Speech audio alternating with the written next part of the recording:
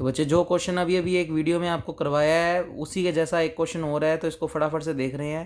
ये सारे important question ही हैं, तो इनको तो आप करके ही जाओगे। बच्चे वो कहता है ये पार्ट इसके बराबर प्रूव करो और एक बार इसको इसके। तो पहले तो हम ये वाला पार्ट प्रूव करते हैं। तो हमने LHS को बुला लिया।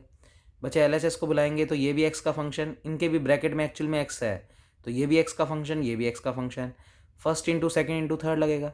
तो कैसे करते हैं डिफ्रेंशिएशन, पहले फर्स्ट का डिफ्रेंशिएशन कर दो, तो एक्स का एक्स के रिस्पेक्ट में 1, ये दोनों एज इट इज़, प्लस अब की बार एक्स एज इट इज़, इस बीच वाले का कर दो तो जे एन डैश हो गया और ये एज इट इज़, प्लस अब की बार ये दोनों एज इट इज़, तो एक्स और J N as it is, और जे एन प्लस वन का करेंगे तो J dash N plus one.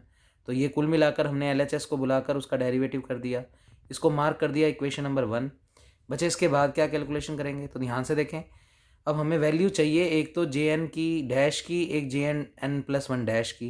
तो जो क्वेश्चन में अभी अभी पिछले क्वेश्चन में करवाया था सेम कैलकुलेशन बच्चे, हमने रिकन्सिलेशन फर्स्ट को बुलाया, सेकंड को बुलाया, सेकंड को बुलाने के बाद उसमें n की जगह n+1 रख दिया, तो ये जो बन गई उसको इक्वेशन नंबर 4 बोल दिया। तो जे डैश n+1 का मान तो यहाँ रखूँगा इस वाली इक्वेशन से, तो x अपोन में चला जाएगा इसके और x अपोन में जाएगा इसके, तो x से x क्या हो जाएगा, कैंसिल आउट। और यहाँ से फर्स्ट रिकन्सिलेशन जो है उससे जे एन डैश एक्स की वैल्यू निकालूँ तो x इसके अपोन में अलग, इसके अपोन में जाएगा तो कैंसिल आउट, तो जे एन डैश की वैल्यू रख दूंगा यहाँ पर। बस इतना काम कर रहा हूँ। तो ये पेज पलट के रख रहा हूँ बच्चे वैल्यू। तो अब मैं तुम्हें समझा चुका हूँ, तो आपने पास नोट्स हैं ही।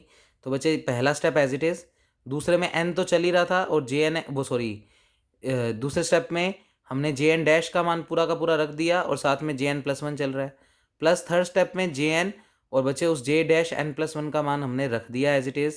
और उसमें देखो ध्यान से एक x था, तो जब आप ये J N dash N plus one X का मान रखोगे तो इस पूरे ब्रैकेट के साथ ये वाला x अपोन में है, उसको इसके नीचे अलग अलग मत करो, बल्कि वो जो 1/x है वो इस x से क्या हो जाएगा, कैंसिल आउट।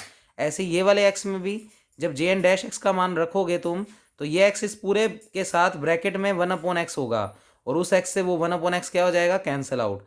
तो ये इतनी इतनी पूरी वैल्यू इसकी जगह रखी जाएगी और इसकी जगह ये वाली वैल्यू पूरी रखी जाएगी, और जो ये x है और ये वाला x है वो इस x से और इस x से क्या हो जाएगा, कैंसिल आउट। तो उसने यही करके दिखाया हुआ है, तो ध्यान से देखें। तो बच्चे ये स्टेप बन गया। इतना बनने के बाद सिंपल कैलकुलेशन, सिंपल मल्टीप्लाई। तो बच्चे ये स्टेप इससे भी मल्टीप्लाई, ये स्टेप इससे भी मल्टीप्लाई, ऐसे ये स्टेप इससे मल्टीप्लाई और इससे मल्टीप्लाई, तो ये सारा स्टेप बन गया। फिर कुछ टर्म्स क्या हो गई, कैंसिल आउट। जो बचा बच्चे उनमें से x कॉमन आ गया और अंदर बच गया J N square minus J N plus one square. तो इतना स्टेप बन गया आपके पास। तो ये हमारा क्वेश्चन प्रूव हो गया यहाँ तक। बच्चे बी पार्ट को प्रूव करने के लिए वही ये जो पार्ट प्रूव किया है, इसमें एक बार n को 0, एक बार 1, एक बार 2, एक बार 3 रख दिया।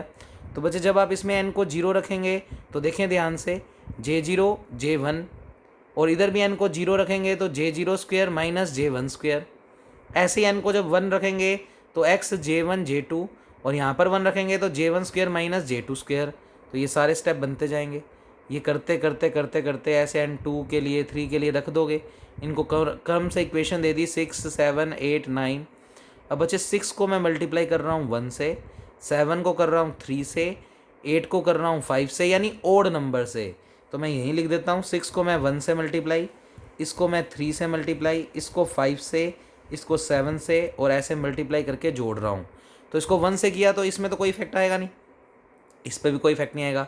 इसको 3 से करेंगे तो ये 3x J1 J2, और बच्चे इधर 3 से करेंगे तो ये बन जाएगा 3x J1 स्क्वेयर और माइनस का 3x J2 स्क्वेयर, और जोड़ रहे हैं सारों में। तो ये एज इट इज स्टेप पूरा का पूरा लिख कर दिखाया हुआ है बच्चे। तो जैसे ही आप ये सारा काम करोगे तो आपके पास ये स्टेप बन जाएगा। देखो d/dx तो LHS में से कॉमन आ गया। पहले वाले को 1 से किया था, दूसरे वाले को 3 से, उसके बाद 5 से, उसके बाद 7 से।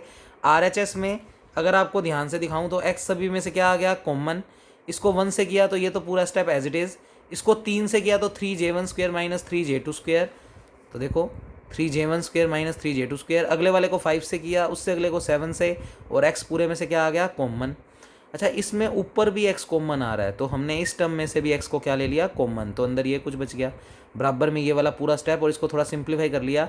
J0 square as it is, 3J1 square और माइनस J1 स्क्वेयर, तो प्लस 2J1 स्क्वेयर। 5 में से 3 जाएंगे तो 2J2 स्क्वेयर। तो इस तरीके से सारे दो दो में बच जाएंगे। फिर LHS तो ये चलने दिया एज इट इज़, और RHS में x चल ही रहा है, J02 चल ही रहा है और इस पूरे में से 2 कॉमन आ रहा है, 2 कॉमन ले लिया। उसके बाद J02 का मान हमेशा 1 होता है, ये पीछे भी लिखा था हमने उस क्वेश्चन में। तो बच्चे इसकी वैल्यू तो रख रहा हूँ 1 और इन सब का मान अगर n greater than equal to 1 होता है तो 0। तो बच्चे ये पूरा स्टेप 0 हो गया, इसका मान 1 हो गया। तो बच्चे ये बन गया x into 1 d/dx this is equal to x into 1। पिछले आर्टिकल में इसकी वैल्यू 0 थी क्योंकि ब्रैकेट में हमने x को भी 0 रखा था, पर अब x को 0 नहीं रखा तो x ही है, तो उस केस में J0 का मान हमेशा 1 होता है। ये आपने हैंस डिड्यूस करके जो प्रूव किया था उसमें दिखाया था।